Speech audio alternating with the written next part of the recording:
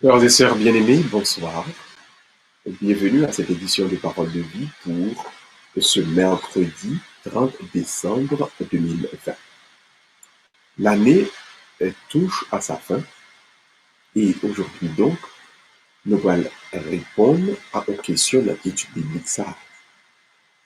Ou c'est petit bon Dieu, moi c'est petit bon Dieu, Jésus c'est petit bon Dieu.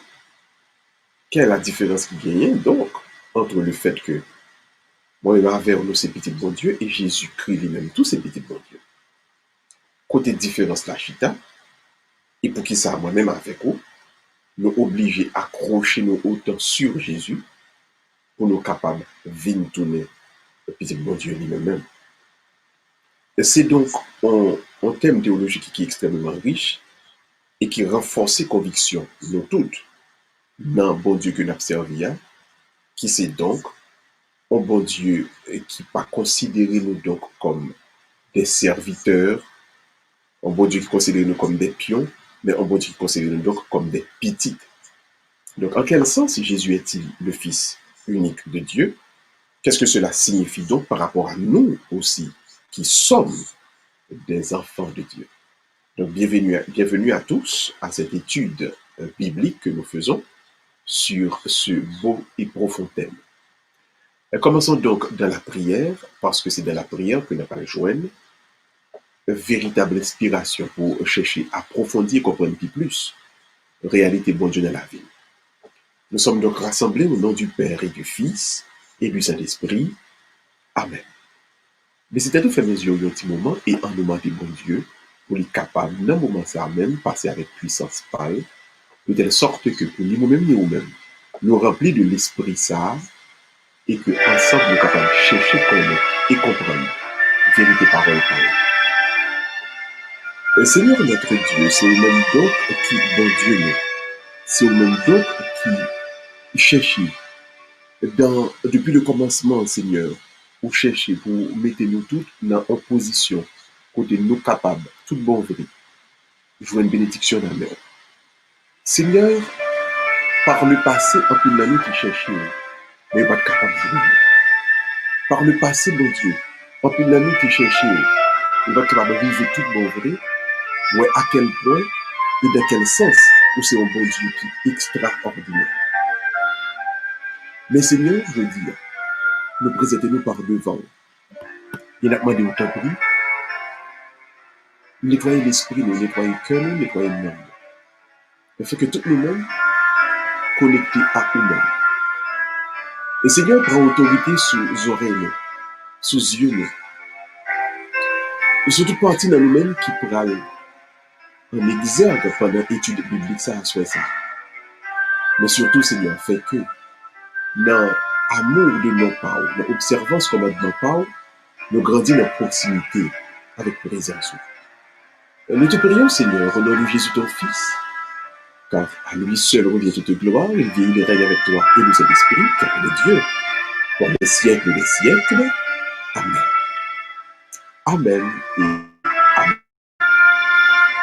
Mes sœurs bien-aimés, une fois de plus, bienvenue. Comment Jésus est-il le Fils de Dieu? Voilà un thème fondamental que nous devons dire pour nous approfondir. Nous parlons d'abord ce que donc dans le Testament, on apprenait quel sens Noël avait pour nous, ces petits bon Dieu.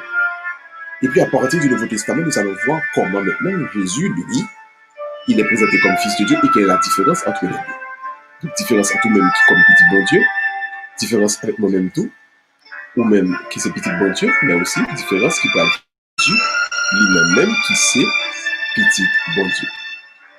L'ouvrir cœur de tout le monde, l'ouvrir cœur de tout le monde.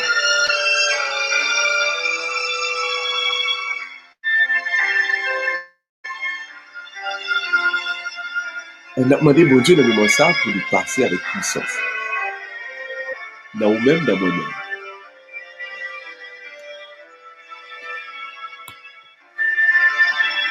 Le Seigneur prend autorité pour contrôle.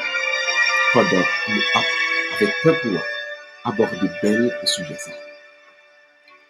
Maintenant, que voyons-nous donc dans l'Ancien Testament? Dans l'Ancien Testament, la Bible a fait nous, il y a 4 groupes monde qui étaient présentés comme des enfants de Dieu, comme des fils de Dieu. D'abord, dans le livre du Deutéronome 32, verset 8, nous voyons que les anges sont appelés des fils de Dieu. Les anges sont appelés des fils de Dieu. Deuxièmement, dans Exode 4, verset 22, nous voyons le peuple d'Israël, le peuple élu, est appelé fils de Dieu, petit bon Dieu. Troisièmement, tous les enfants d'Israël, donc petit Israël, ils ont toutes une appellation fils de Dieu, enfant de Dieu, petit bon Dieu. Et quatrièmement, dans 2 Samuel 7, verset 14, nous voyons les rois en Israël. Et Saül, David, Salomon, etc., ils ont même tout, la Bible a révélé petit bon Dieu, les fils de Dieu. Donc, dans l'ensemble, c'est ça que nous voulons comprendre. L'appellation fils de Dieu, enfant de Dieu, petit bon Dieu, il donc traduit une relation particulière, une relation privilégiée entre un monde avec bon Dieu. Donc, là, il y a le roi, petit bon Dieu, là, il y a les anges, la petite bon Dieu, là, il y a les peuples Israël, la petite bon Dieu, et tout descendant nation Israël, là, il y a le petit bon Dieu. C'est donc une relation particulière qui est entre eux-mêmes avec bon Dieu. Donc, quand nous voyons que cette relation n'est pas automatique et pas dépend de nous fait et puis au petit bon Dieu, mais cette relation est fruit de aller venir entre le monde avec bon Dieu. Donc, dans l'Ancien Testament, c'est pour ça que la Bible, là, à travers tout le texte, lui présente nous donc petit bon Dieu. Donc, dès que bon Dieu a une relation particulière, on a gagné donc ça, enfant de Dieu. Enfant de Dieu. Donc, comment peut-on essayer de définir être un enfant de Dieu? Donc, c'est ce qu'on va appeler une filiation par adoption. Puisque nous pas sortir, nous pas émaner de la divinité directement. Donc, même si la divinité, donc Dieu accepte de présenter nous comme petit, mais par le fait que nous pas émaner de lui-même directement, donc nous sommes des enfants par adoption. Donc, ça signifie une filiation adoptive qui établit entre Dieu et sa créature, qui établit donc en intimité, en relation particulière. Donc, dès qu'il y a une intimité, ça, une relation particulière, ça, on peut parler donc de filiation adoptive. Donc, nous sommes des enfants de Dieu, mais par adoption. Ceci est extrêmement important. Maintenant, ça c'est pour l'Ancien Testament. On entre qu'on y a dans le Nouveau Testament. Pour nous, donc, qui ça texte dit nous et qui est capable de faire nous venir comprendre est-ce que ou bien comment j'écris petit bon Dieu et dans quel sens de identité ça y est, identité par Jésus qui décide pas nous va rencontrer. On regarde rapidement qu'est-ce qui se passe. D'abord, gagner dans l'évangile selon Matthieu rapidement qui fait nous comprendre que Jésus est le seul fils qui connaît le Père. Donc, on regarde Matthieu 11, verset 27, Matthieu 21, verset 37 à 38, Jésus est le seul fils qui connaît le Père. Donc, déjà, bon démarcation qu'a faite entre nous-mêmes, qui c'est petit, avec Jésus qui c'est petit tout. Donc, Jésus, c'est seul petit qui connaît papa. Donc, on est capable de dire, moi, avant, nous connaissons papa, oui, mais nous passons dans c'est nous pas connaître bien vu. Nous avons dit, bon Dieu, aimez nous. Nous avons dit, bon Dieu, fou pour nous. Nous avons dit, bon Dieu, pour défense nous. Mais le fait de dire que nous connaissons Dieu, nous ne pouvons pas l'affirmer. Tandis que Jésus, donc les textes affirment que Jésus, d'ailleurs, Jésus l'a dit lui-même, je connais le Père et le Père est en moi. Donc, le fait par Jésus en tant que fils de connaître le Père, une dimension qui en plus. Donc, Jésus est le seul fils qui connaît le Père. Maintenant, nous regardons le deuxième texte qui va faire nous avancer un petit peu plus profondément. Dans Matthieu 21, verset 34, il dit donc, Jésus n'est pas comme les autres serviteurs que Dieu a envoyés vers son peuple.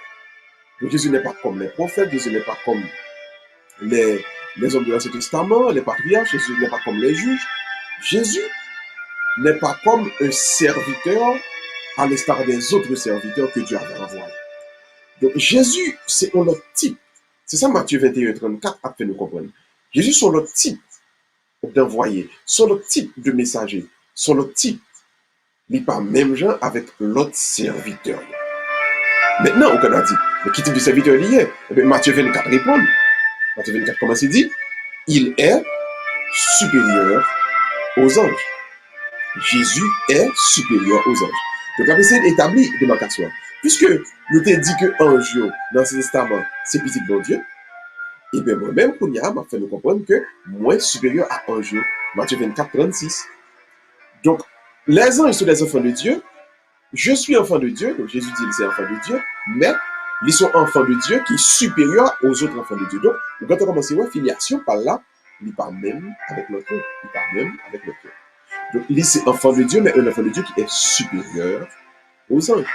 On nous regarde maintenant. L'ego, deuxième distinction qu'il peut le faire. Jésus-Christ fait exprès. Dans Jean 20, verset 17, il dit, je vais vers mon Père et votre Père. Deux barres différents. Il y a mon Père et il y a votre Père. Non, mélangez-le. Jésus clair. Bon Dieu, c'est papa, ça veut dire yon bagay. Bon Dieu, c'est papa nous, ça veut dire yon l'autre bagay. Hein? Donc, c'est pas le même type de papa parce que c'est pas le même type de petit là.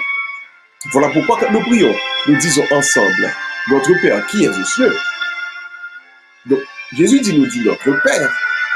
Mais il n'est pas papa ou même gens que lui, papa nous. Voilà pourquoi il dit, je vais vers mon Dieu et votre Dieu, je vais vers mon Père et votre Père. Donc, ce n'est pas la même paternité. Donc, ce n'est pas, par conséquent, par voie de conséquence, la même filiation. Donc, bon Dieu, c'est papa Jésus, d'une façon, que c'est pas même papa nous. De la même manière, Jésus-Christ, c'est petit, bon Dieu, il est fils de Dieu, non pas de la même manière que nous soyons des fils de Dieu.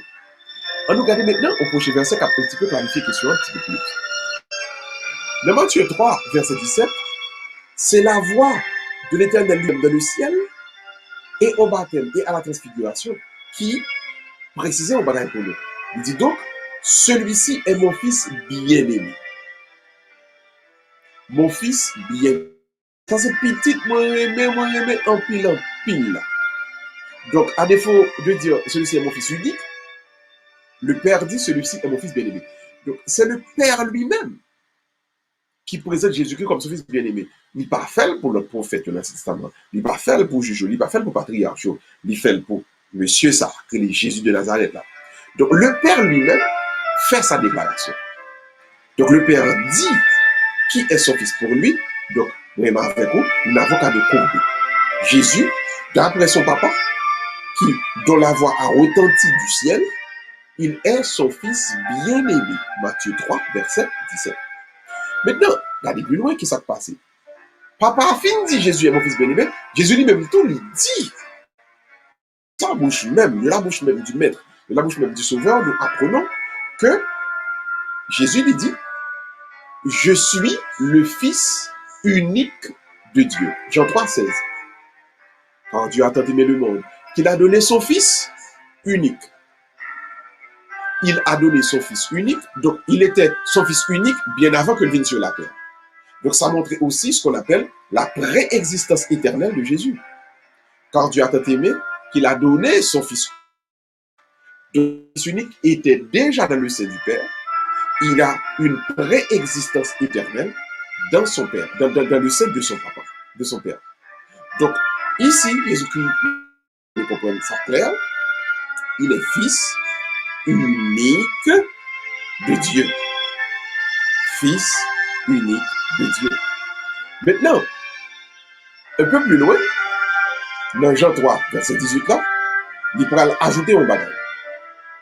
Ce que n'a demandé par la foi au nom du Fils unique de Dieu. Donc, m'a agi la foi, m'a demandé un bagage pour demander le nom petit unique là. Donc, le nom Jésus. Donc, Je ne peux pas demander en mon nom, uniquement malgré c'est petit. Mais moi, mandel non, non, petit, seul grain petit là, petit, le fils unique là. Donc, Jean 3, 18 là, il allait donc dans ce sens pour montrer que la porte aux demandes, la porte des demandes qui pour ouvrir dans le ciel là, il passait donc par qui?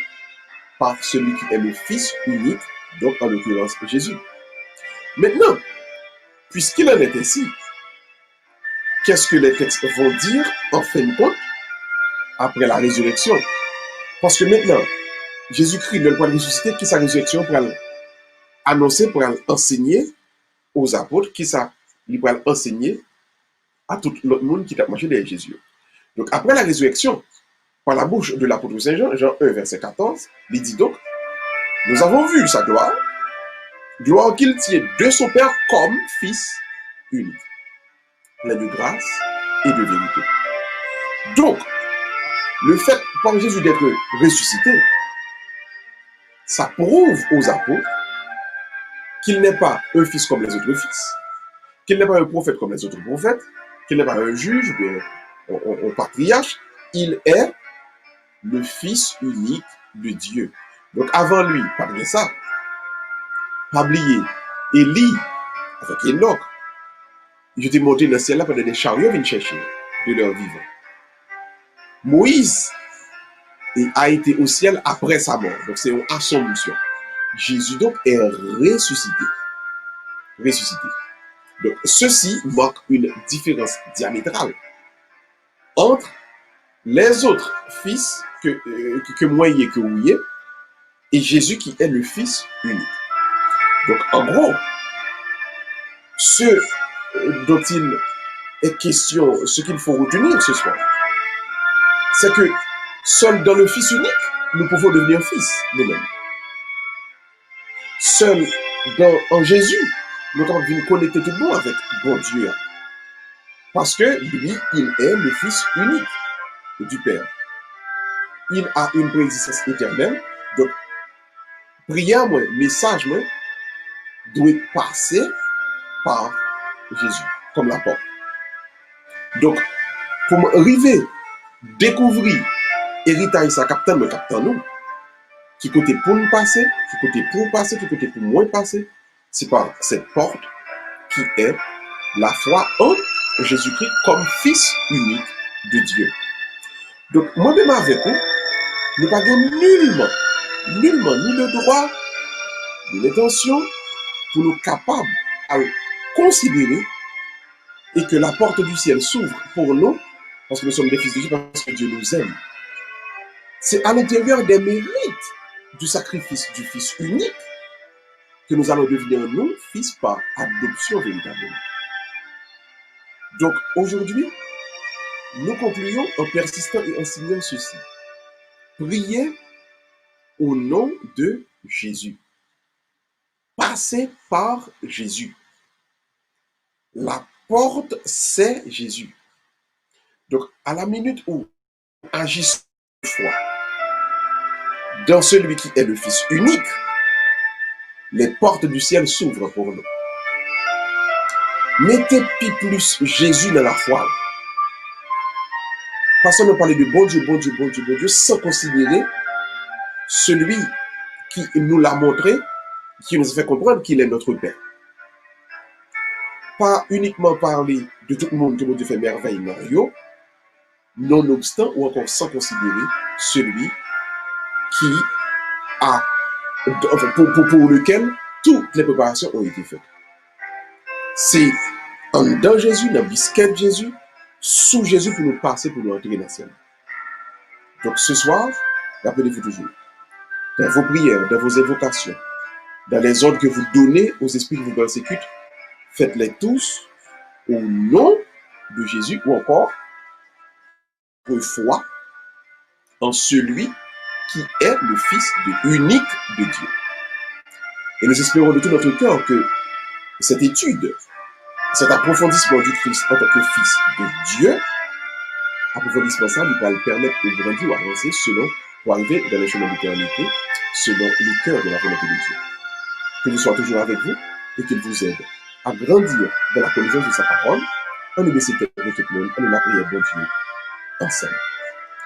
Le Seigneur notre Dieu nous dit merci du fait que nous fait nous découvrir à quel point nous, ces petites en dedans, petites uniques là, que c'est Jésus. Merci Seigneur parce qu'on a passé à nous avec puissance pour continuer à faire œuvre de bénédiction, de grâce. Merci Seigneur parce qu'on a fait nous découvrir à quel point on remet nous et à quel point on ouvre porte ciel là pour nous-mêmes. Merci Seigneur pour chaque monde qui t'a suivi à soi, les oreilles, cœur, yeux, à l'étude, à l'enseignement de ta parole. Merci Seigneur qui a souhaité ça, va gagner puis transformer, repentir et convertir à travers l'enseignement de ta parole. Que ton Fils Jésus prenne sa vraie place au milieu de nous ou encore que nous lui cette vraie place dans nos cœurs et dans notre âme. Nous te prions par ce même Jésus qui vit et règne avec toi et de cet esprit qui appelle Dieu pour les siècles des siècles. Amen. Le Seigneur soit avec vous. Puissant, le Père, le Fils et le Saint-Esprit. Amen. Allez dans la paix du Christ. Nous rendons grâce à Dieu. Rendez-vous donc demain soir pour la messe du 31 décembre qui se fera à 9h30 à l'église Sainte-Anne de Sommerville. Donc demain 31 décembre, on prend rendez-vous dans l'église Sainte-Anne de Sommerville pour la messe de la fin de l'année. Bonne soirée à tout le monde et à soir même avant de dormir, entre dans le repos de la nuit, commandez nuit là pour être capable de te repos pour au nom de Jésus. Commandez ça que tu es capable envie de persécuter au sommeil, commandez au nom de Jésus. Invoquez sur vous-même la bien d'en haut au nom de Jésus. C'est lui le Fils unique de Dieu et c'est à travers lui, par lui, en lui que nous trouvons la vie éternelle. Bonne soirée à vous tous. À demain soir, s'il plaît à Dieu, pour la messe à 9h30 à l'église, à 9h du soir à l'église Sainte-Anne de Sommerville. Bye bye tout le monde. À la prochaine. Bye.